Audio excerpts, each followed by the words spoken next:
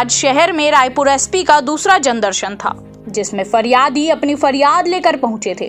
Raipur SP ने बताया कि पिछले सप्ताह भी जनदर्शन का कार्यक्रम चलाया गया था, जिसमें सिर्फ 9 मामले आए थे, जिसमें ज्यादातर मामलों में काउंटर की शिकायतें भी मिली है।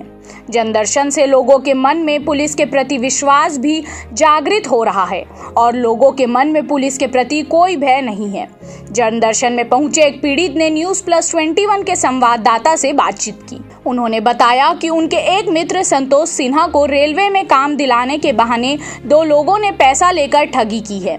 इस संबंध में उनके द्वारा डीडी नगर थाना में FIR दर्ज कराया गया है, मगर डीडी नगर थाना पुलिस उनकी कोई मदद नहीं कर रही है, जिससे हताश होकर आज अखिलेश तिवारी को एसपी जनदर्शन में आना पड़ा।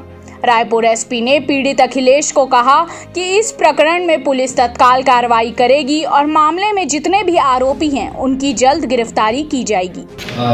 जनदर्शन प्रारंभ किया गया है पिछले हफ्ते से शासन के निर्देश पर। प्रत्येक मंगलवार को पुलिस अधीक्षक कार्यालय में 11 से 2 और CSP कार्यालय में मंगलवार को, पुलिस कार्यालय बुधवार को ये प्रारंभ किया गया, जिसमें कोई भी फरियादी अपनी शिकायत ला करके प्रस्तुत कर सकता है, जिसको तेज़ी से फॉलोअप करते हुए उसका निराकरण कराया जाएगा।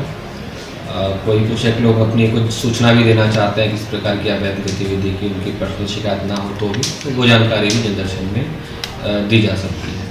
तो पिछले हफ्ते कुछ शिकायतें आई थी, जिसमें कुछ काउंटर शिकायतें थी। कुछ लोगों का ऐसा था कि उनके खिलाफ़ कोई कंप्लेन कर सकता है, तो विशेष अलग अलग तरीके के थे, जिसपे उसी दिन जो कार्रवाई और निर्देश देने थे वो दे दिए गए थे। आज का जनदर्शन में भी कुछ लोग आए हैं, उनकी समस्या सुनी जाती है।